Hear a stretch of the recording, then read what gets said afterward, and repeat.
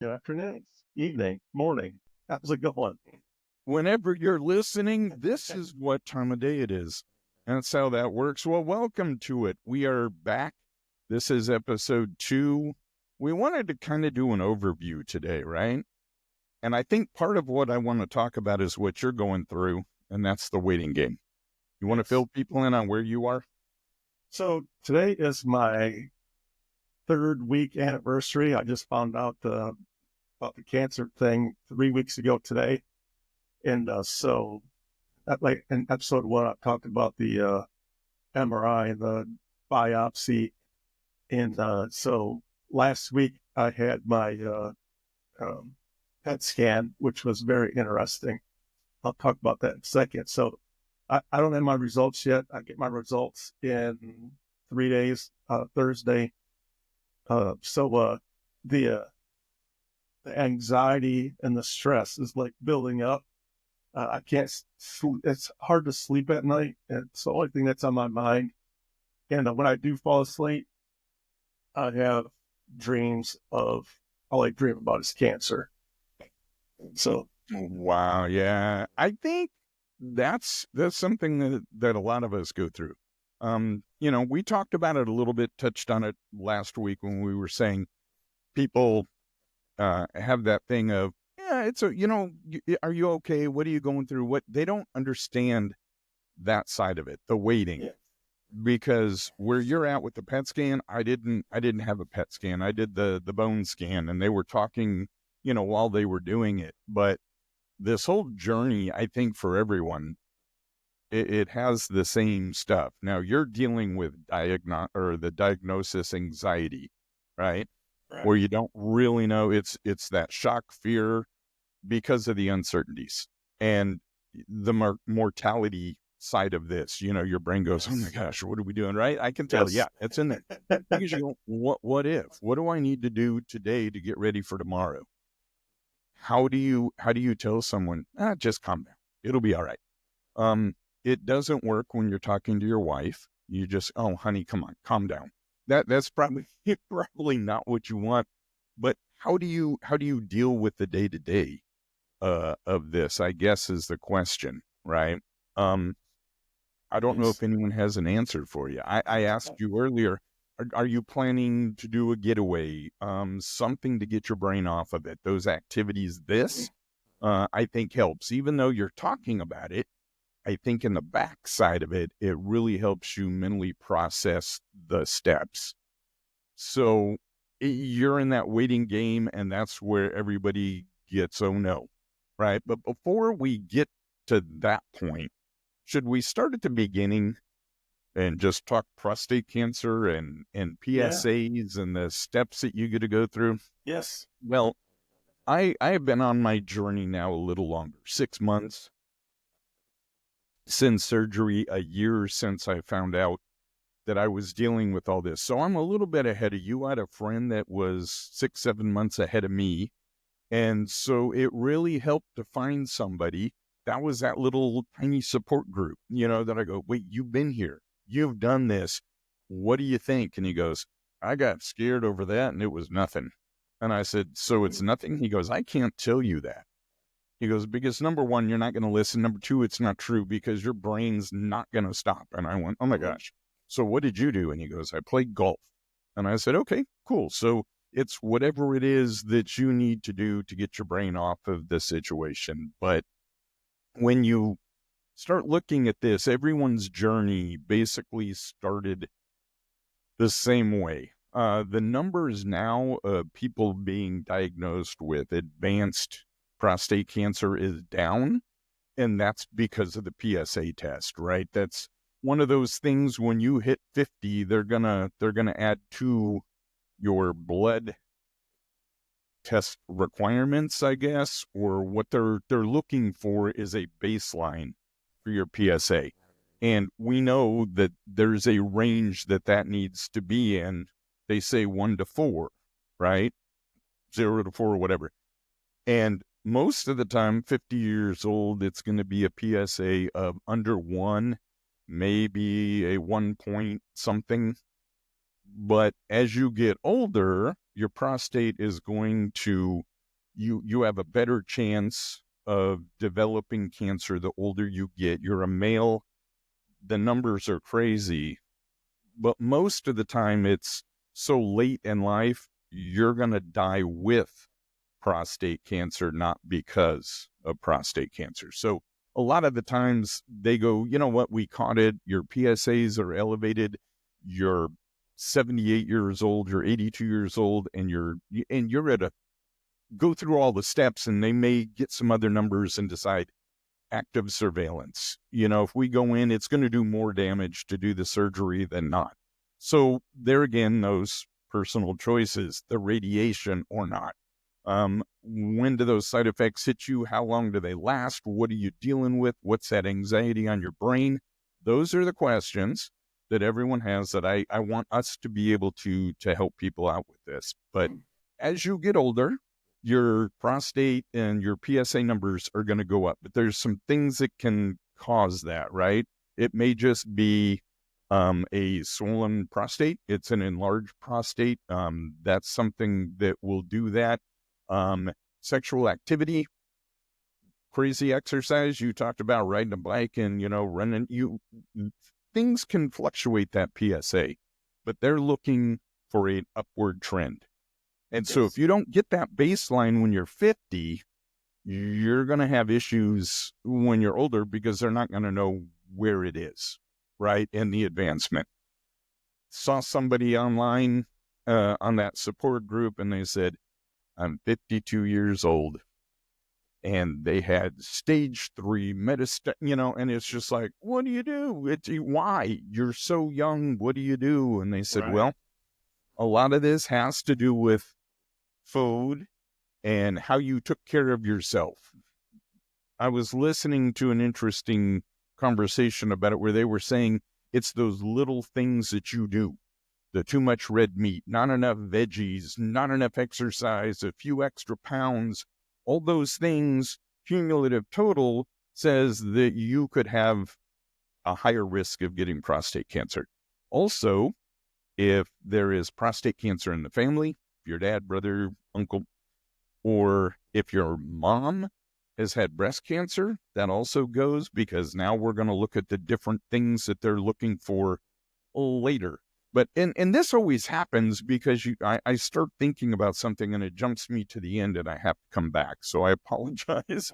I apologize for that. But this is that weird journey in your brain does this. African Americans more susceptible to prostate cancer. The diet we talked about, the obesity, you go now symptoms. This is big. Did you have symptoms? I had 0 symptoms to this day. And then you go, okay, wait a minute. So the symptoms, the weak urine flow, you go, I'm just getting older. Right. And you go, that's what happens. You hear the old guy, he's having problems. And so getting up, in the middle of the night multiple times to use the restroom, I didn't do that. I didn't think I had any of these symptoms, right? They said blood and urine or semen. If you see that, obviously you're going to go. And I said, well, one time I passed a kidney stone. He goes, are you sure? And I go, yeah, I passed the kidney stone. He goes, are you sure that's what's causing the blood in your urine? And I went, no. And he goes, see, this is why we need to know and answer the questions that they say. Don't be embarrassed with all this erectile dysfunction. That wasn't anything to deal with bone pain. And if you have bone pain, a lot of times that's advanced. Right. So you go, all right, so we need to say, what is PSA? That is a protein that is produced by the prostate gland. And that's basically helping, if you don't know what the prostate does, you can go check it out. It helps that seminal fluid go, and it produces all that. The urethra runs down through it, so it sits underneath your bladder. So it goes bladder through your prostate and then out. Okay, so you're looking, hey, that's okay. So the PSA test, it's in very small amounts in the blood. And it is the prostate-specific antigen. And people won't say that. They're going to go, PSA. What's your PSA? We need to get your PSA tested. That's what they're doing. They're looking for those minute little particles that are in there, right? The PSA that's just roaming around. And they put that in a scale. It's now, what is it? Nanograms in a, don't make me a liar. I see, my brain's going, I don't remember which one that was. But they're measuring that, and you need to see that climb if you're going to be concerned. I went in, I didn't have any issues. And he said, well, your PSA has been elevated for the last, few years, but it hasn't made this crazy jump until it did. And then when it did, it started the ball rolling. So that's what they're doing with the PSA. It hasn't even been around that long. When they isolated this and figured this all out, and then the surgeries, when people go, oh, well, I had robotic assisted, that wasn't even a thing. No. It wasn't even a cut you open and get it, because they did most of the time. They bled out. They didn't understand how to get the stuff. Infection set in, sepsis, and it's over, right? So the mortality rate was crazy. Then when they came out with this PSA test, they said everybody tests it. Well, when you get everybody over the age of 50 testing at one time, the numbers were ridiculous. And they said, well, what's going to happen is we're going to have all these people that are going to have biopsies, and they're going to have all these other tests that are unnecessary because we're scaring people with these numbers. Well, the next year, it was only the people turning 50. So what happens? Obviously, it shrank. It goes way down, and the numbers were doing its thing. And you say way down. 300,000 people will get diagnosed with prostate cancer this year, thereabouts. And you're going to lose a bunch of people with this too. And I don't want to get into the ugly side of this, because now I have an elevated PSA. So what do you do with that? The next thing they do is the DRE. And I'd rather them do that one. Just call it a DRE. That's the digital rectal exam. That's when the doc puts his gloves on. That was fun. I'm being sarcastic. That was not fun. Well, once you have that done, it gets worse, right? Yeah. I was going to say, it wasn't fun at the time, but looking back, it was the easiest thing I've gone through so far to date. Oh, sure. Yeah. And that's that first time you go, I am so embarrassed. This is not going to be, that goes away real quick. After you have surgery, and we'll get into all that. Hopefully, we're going to have a guest on in the next week or so. We're going to work on that, and then we'll go through their journey, because just sharing ours, they haven't heard that, right? And you go, I can't really give you too much in 3 weeks. What do I know? Because you're not even through all these tests yet, right? Puppy right now. You've done that one, and then the MRI. I think the CT is going to be next, and they're doing that to measure your prostate, right? To see, hey, it's enlarged. It's not, it's whatever it's going to be. But then the important one is the MRI.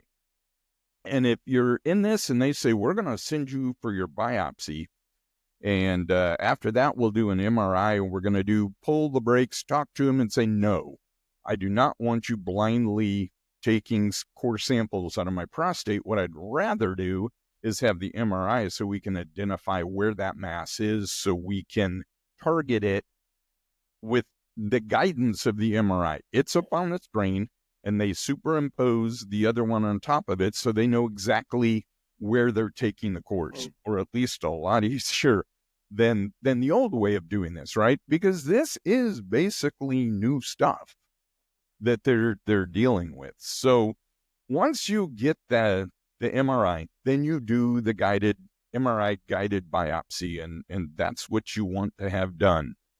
Because when you get those results, it gets real. Because that's where they take your cores, and they took 12. Is that what you had? Yes, sir. 12. And I had 15 or 16. Like I said, they wanted to get into that mass that I had, that they identified as a large mass. So they take the cores out, and they look at those and they go, you're going to get a Gleason score. And that Gleason score, everybody on that little support page gets hung up on the Gleason thing. You know, what's your Gleason? What's the free PSA? And they bombard you with questions you don't know. And you were on the back end of that because they beat you up for no reason. They did, man. They were rough. I'm like, dude, this is my first day. Relax. I don't know. I'm trying to process this. Just got home from the doctors, and I'm trying to figure out what this all means, you know. And they go, well, what did they say? And you go, I had a Gleason of 7. Was it a 3-4 or a 4-3? It was a, you know, and you go, okay, what's going on with all this? So they're going to give you the information. And at that point, you have treatment options. I mentioned active surveillance. That is basically for slow growing cases. They do all of the biopsies. They only find 1 or 2 cores, something on those lines. And they go, we're going to watch this. Then there's surgery, the prostatectomy. You can remove your prostate, get it out of you. Say, I want this thing gone. It is, like you said, it is a poison in my body I didn't know I had. Yeah. It doesn't belong here. I want it gone. But then the radiation therapy, the external beam, I mean, they have different ways that they can do that. And what's the brachytherapy is one that they talk about. I'm not as familiar with that. The hormone therapy, when you look at the can you see my screen right now? Yes, I can. Something just popped up. I looked up and said, hello. All right, while you're talking, so I don't know if there's anything that I'm not supposed to show on here, but if there is, I'll blur it out before it goes live. But this is what they gave me. Yeah. Wow. And see, sitting here looking over it. Wow. So 33, 34. See, but then when they start talking about in 20% of, and 30%, and 60% of, and that's where it gets scary. And this is awesome. You will get something that looks like this. So as I'm talking, please go over this. Just look at it because you're going to see something similar. And it has terms that we're going to be talking about at some point as well. But one of the things they may have you do, and this is a lot of times with the radiation, is the hormone therapy. And that will reduce or bottom out your testosterone. It takes it down to nothing. It's a I don't even know what to call it other than like a chemical castration.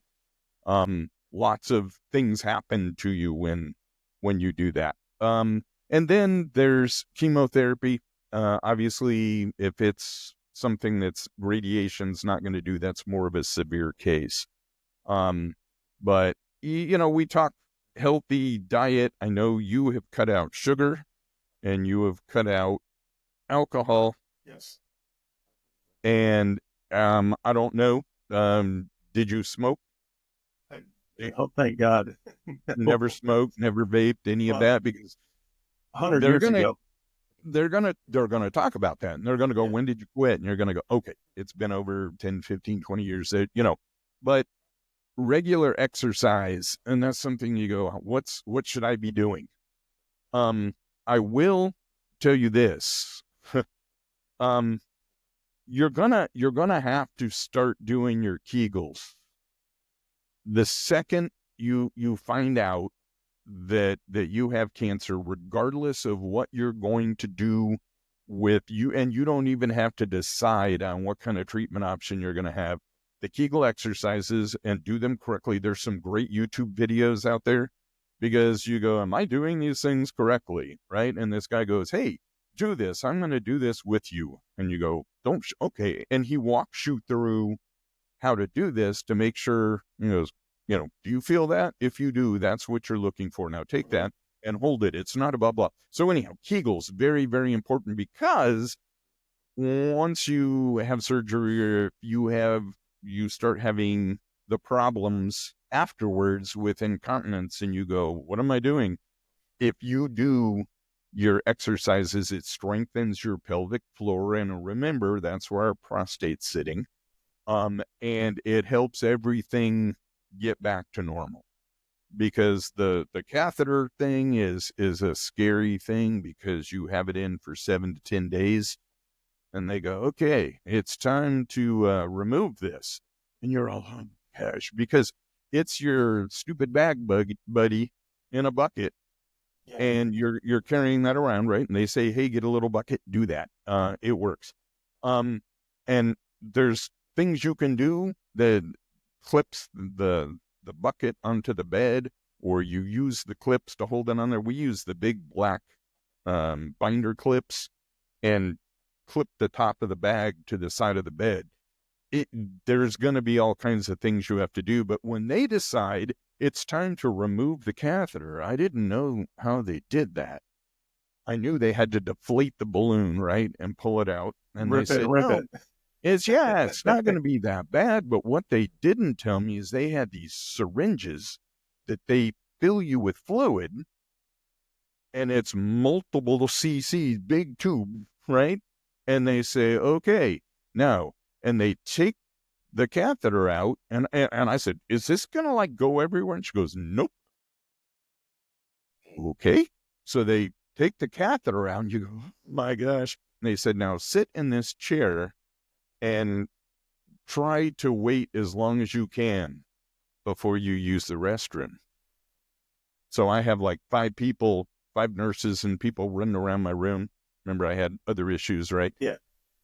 But I sat there and I go, I need to use the restroom now. So they gave me the old measuring jug, and they said, what goes in has to come out to make sure that you're able to empty your bladder and make sure you don't have any issues. So that means surgery, hey, let's make sure everything gets connected, because remember what runs through your prostate, right? Urethra is going to have to, that section, and your prostate's not that big, right? Little walnut. Yeah. But then they have to take the ends and sew them together, and you want to make sure that's not an issue. That's where sometimes scar tissue, people have to go in and have other things done on the backside. But they do that, and your body has to kind of relearn how to use the restroom and when you're going to use it. So it's a scary deal. The whole thing is kind of scary. And, we can go, hey, your biopsy results, what is that? And that's what you showed us. And when you do that, that's the confirmation for the doctor of the prostate cancer. It confirms it. It's going to determine how aggressive it is. And they could do, hey, you could have a 1, this benign, non-cancerous something that they wanted to look at, right? They could go, oh, it's a 2. You have atypical cells, but it's not confirmed cancer. You just had some stuff that didn't look right. When you have the PIN, prostatic intraperitoneal liposa, now that's not even close. I think my last one started with an L and the real thing was an N, sorry. But that is where you have abnormal cells. The cancer is not there. High grade may indicate higher cancer risk, or they're going to say, hey, you have malignant or cancer cells present. Welcome. That's what yours said, right? And cancer has been confirmed, and then they go to the next step, whatever that's going to be. So measuring the aggressiveness of the cancer on their scale of 6 to 10. Now, on the 6, it has to be a 3-3, right? But then when you start getting beyond that, it's a different combination. So the first number, like yours was a what? A 3-4? 3-4, yes. And I don't know the difference between 3-4 and 4-3. Okay, so the 3-4, the majority of the cancer cells were graded at a 3. The second highest is a 4. So it's a 3-4. If it was a 4-3, the more aggressive, they would have more of the aggressive cells than the non-aggressive. All right. So when you go 4-4, or when they came back and said, you get to be it's either a 3-5 or a 4-5, depending on where they put the scale after they removed it and did the biopsy on it. When they go in when they go in and they dissect it and they go, hey, we found this mass and it's this color and this is what it was, and here are the real numbers. Because remember, that core sample is that needle and it's on that long tube, and when they go in through that probe that they insert, they're going into that and taking a microscopic little chunk every time. It doesn't feel like that, but that's basically what they're doing. You know, my buddy said that was the absolute worst experience he had in his life. And it was definitely uncomfortable. It was embarrassing, but when I did it, they said, "Hi, Steve. We are a teaching facility here. Is it okay if some students come in and watch this?" Oh, Lord. And I go, I'm already here. It's not like I already had 4 or 5 people in there. Yeah. I don't know where. I think they invited people from the cafeteria to come up and watch this because there were way too many people in the room. And I looked over, they had those tubes that they insert where they're taking the cores, and each one is labeled. So they have a team doing all of that, right? Yeah. But I had them back behind me when we started. I was like nervous. I have essential tremors. So my hands were shaking and I was, oh, this is nuts. So I grabbed my phone, I grabbed my playlist and I turned it on and set it by my pillow and just, I was facing the wall going, there's no one else in the room, and Dad goes, what is that noise? And I go, that's cross-Canadian ragweed. I'm listening to some music because they didn't give me anything. It was none of the, hey, here, take this to calm your nerves. Here, we're going to do this. Or some people, they get put out for that. Yeah.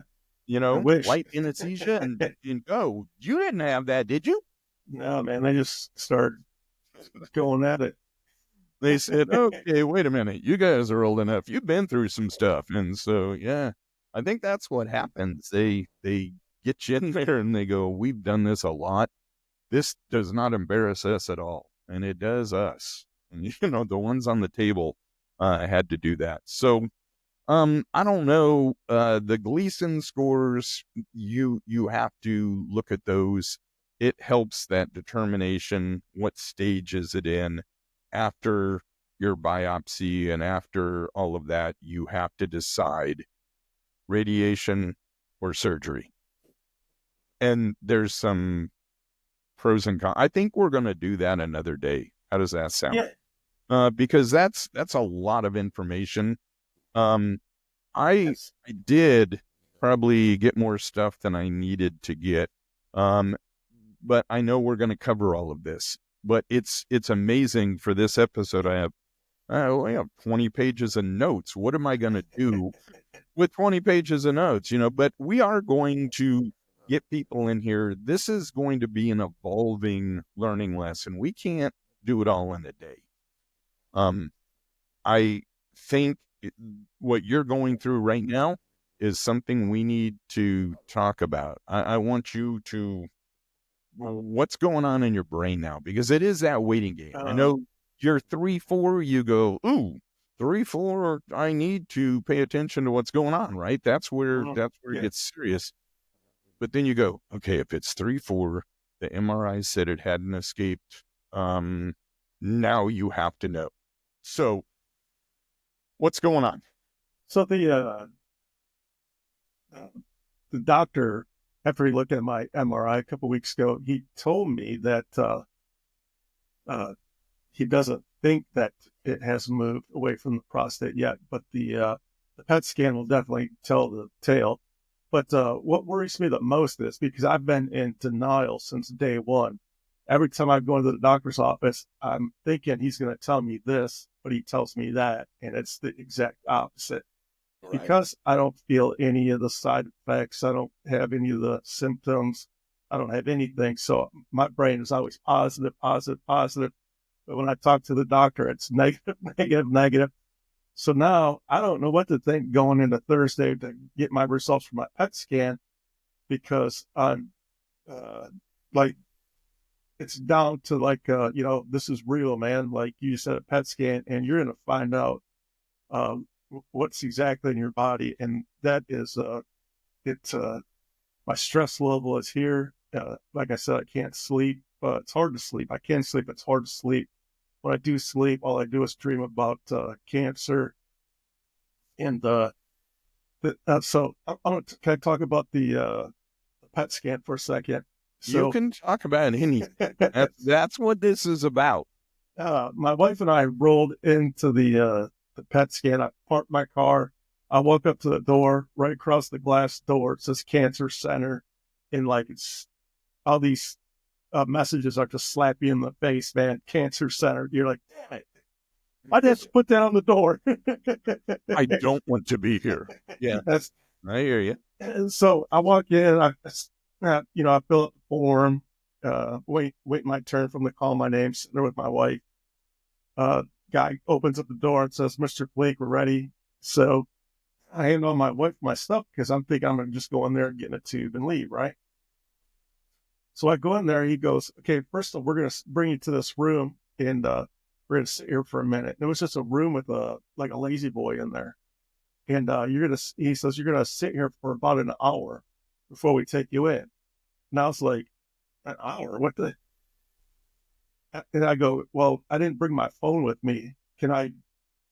Uh, can So my wife is sitting out there. If I'm going to sit here for an hour, can she come in and just talk to me?" And he says, "No, you're not allowed to be around anybody because you're going to be radioactive." And I was like, "Huh? What?" Spider-Man. Okay. Yeah. Exactly. That's what I'm thinking, man. I'm like, I figured I couldn't climb walls when I was done, so I got ripped up. so I said, "Well, can I at least run out and get my phone?" And the guy that was hooking up my IV says, "Oh, I'll go out and get it for you." But turns out it was a nice day, so my wife was outside, so we couldn't get my phone. So I literally just sat there for an hour.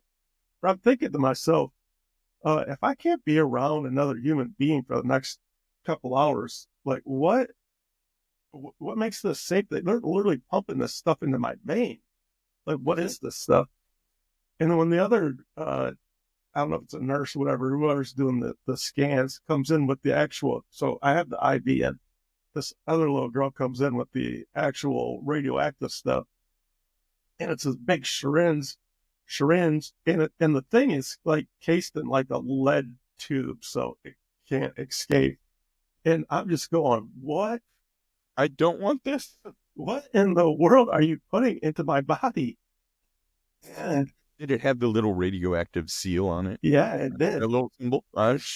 It did for real. I'm like, what in the world? So they pumped that into my IV, give it a little, and it starts flowing through my veins. And I was like, am I supposed to be able to taste something? Because all I can taste is metal right now.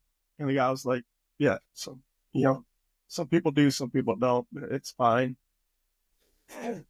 So he leaves after they inject me with this radioactive stuff. They leave, and I'm literally sitting in this dark room all by myself for an hour. And then after my hour was up, he comes in and gets me, and we just walk across the hall, and that's where the big tube is. And so I lay on the table, rolls me in, and it was literally just taking pictures for like 45 minutes. I was in there for a solid 45 minutes. But it was a lot like an MRI, but different. It didn't make any noise, if that makes sense. You like the MRI is super loud, it's clanking, it's banging, it's yeah. The PET scan was quiet as can be, so I'm just in there, and my brain is just going crazy. But so that was what my experience was last week. So, like I said, I'm brand new to this, so I'm just going along, learning as I go. And I think we all are. and I'm gonna be honest with you, man. I've been second guessing my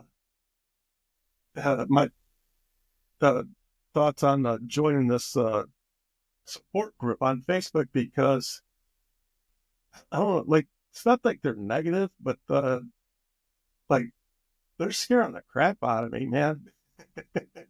Well, and that's what I don't understand. See, I joined that page for the reason I didn't know, right? And I knew that everyone's journey is individualized because of the test results. Where are you? The recommendations of your doctor. And any person that hops on a support group page and talks to you like they're your doctor and they have no, I mean, I don't get it. Their situation and yours are not Exactly. the same. All right. They can't be the same because this is an ugly thing. And when they go, we talked about it. Somebody said it this week. Well, that's the easy cancer. At least you got lucky with the easy cancer. And it's one of those things, right? You go, oh my gosh, they say things like that on that page. But what I looked at is I wanted to go back onto the page and be supportive and help people and go, hey, you know what? If you have any questions, reach out and talk to me because I have done some research. I can point you in the direction, to where you can get some more information. But this stuff, it's scary, and your brain is not going to be understood by someone else's brain, right? Your wife, she loves you, she wants to support you, but she doesn't understand what you're going through. If she had breast cancer and you said, oh my gosh, I'm here for you, what can I do? I don't know the answer to that one, but it is a personal journey, and the people that want to do that, you have to look past those, right? There's butt heads everywhere, and you can't let them get to you. They go, I don't like your truck, that color is, and you go, whatever, right? It's the same thing. You just have to blow it off. I'm guessing there's people on that page that don't even have cancer, haven't been through it, but maybe their next door neighbor's best friend's paperboy did. And they wanna act like they know what they're talking about, or they've seen a video, or they've done whatever. People, it's scary as hell, and you're gonna get this information thrown at you, and it's scary when you pick up the phone, and that page would pop up every time I opened Facebook. It was like boom, boom, boom, and it's prostate cancer, and I go, I know, I get it, Exactly. Stop doing that, And then I go, it isn't like when you get your brand new truck and then all of a sudden you see brand new trucks everywhere, right? And you go, oh my gosh, everybody has trucks like mine. We have something that a lot of people are dealing with, right? A lot of people every year. But the problem is, it's you. And when they start talking about it, you go, it's not just a random thing anymore. It's like when the towns have a school shooting and they go, well, I didn't think that could happen to my town, right? And it did. It's all good until it isn't. And this is a scary thing. And dude, all I'm going to tell you is I'm praying for you. All you can do is be there and go, man, what do you need? Do you need to talk? Because a lot of times that's all I needed. And I go, my wife goes, what's up? And I would just go for a half hour about, my pity party. And she goes, well, and I go, no, I'm good. For once, I just needed to do that, and and you have to have someone like that. But just real quick, I know I'm looking at the clock and I go, we're getting there. And I have a lot of stuff to go over at some point, but do you know there was an English surgeon that reported the first surgical case of prostate cancer? Do you know what year that was? You're not getting judged. I'm not going to do the 1817.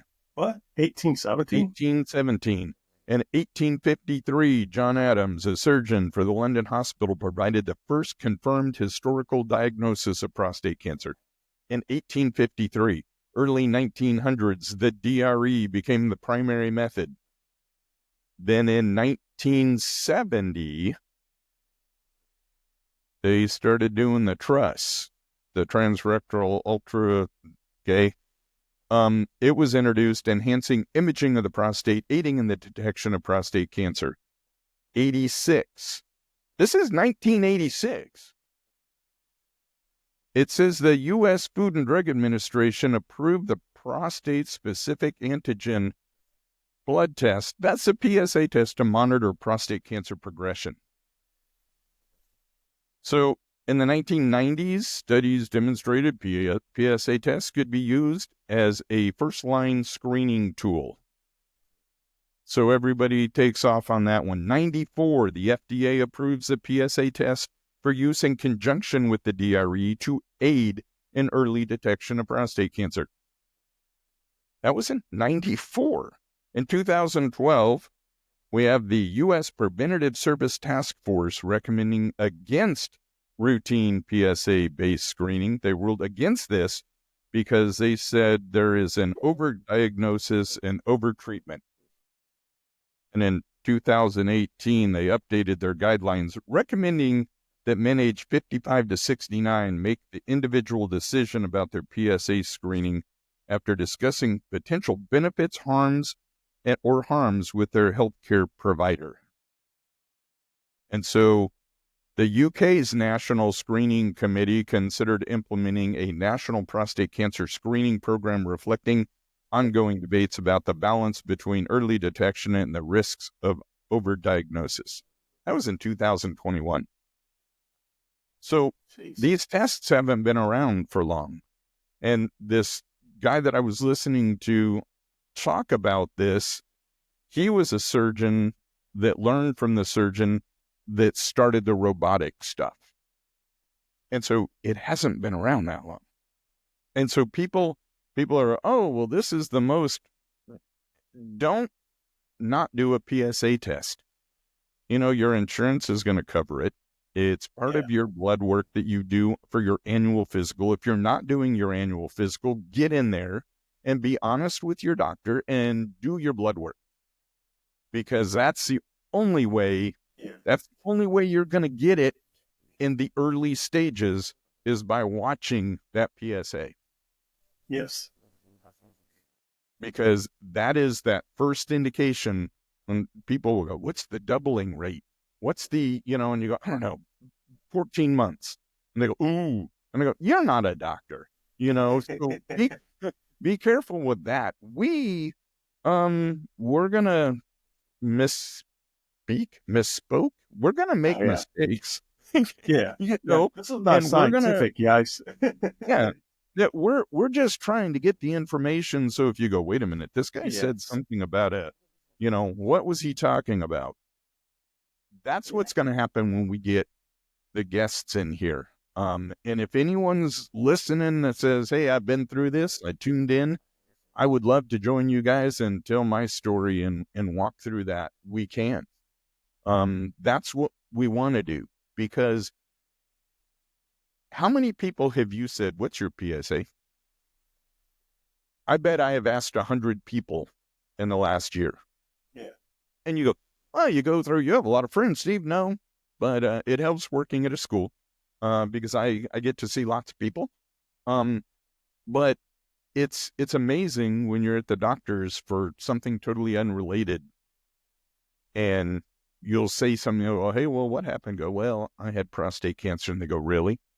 My PSA is, and they'll either A, know, or B, they don't have any clue. And I go, well, you know what? There's a podcast you can tune into, right? Yes. You don't want, we need them to tune in. Yes. Keep listening, because we will get you some information. It's going to be fun along the way. I think we'll have a good time. Yes, definitely. And we got some things rolling here in the near future. Guests, some T-shirts, all kinds of stuff going on. Maybe even a website. You never know. There you go. Yeah. Well, we're gonna have. I mean, that's in the works. It's just like you're 3 weeks in. We're 2 weeks in to this, so we're doing a lot. You have a lot on your plate right now. So let's just keep rolling with this and get some information to the masses and ask, what's your PSA? Yeah. And this is informational. We're not doctors. We're just talking about all our what we're going through, this perspective. That's true. So, That is true. Okay, I guess until next time, we're going to wrap things up. Where do they go if they want to talk to us? So if you just go to, I guess for right now, go to Facebook and look for the Hopecast Thriving Through Prostate Cancer. You'll find myself and Steve there. We're both the admins of that page or the group. So, and then that's where the video podcast will go for now. The audio podcast is on Spotify right now, but in the next couple of weeks, once the other podcast platforms find us, it'll be everywhere. So we're on Apple. We are on Apple now? Yeah. I think this thing populated pretty quick. So if we can just keep that going, you guys, if you like it, share it with your friends. Let people know what we're doing. If you know somebody that you think needs to be on the show to tell their story, please. Just let us know. Like I said, through the Facebook page is easier. A message will get to us, correct? It will. Yes, absolutely. All right. And if you're interested, you go to buymeacoffee.com/Ninja Fighters. You're probably asking why Ninja Fighters? Because when we're not fighting ninjas, we're fighting cancer. There you go. One of those things. Yeah. So check it out, people. Do your thing. Spread the word. And we will be back next time with the Hopecast. Yes. And remember, hope is stronger than fear. Keep thriving, not just surviving. I love it. Till next time. See ya. Take care.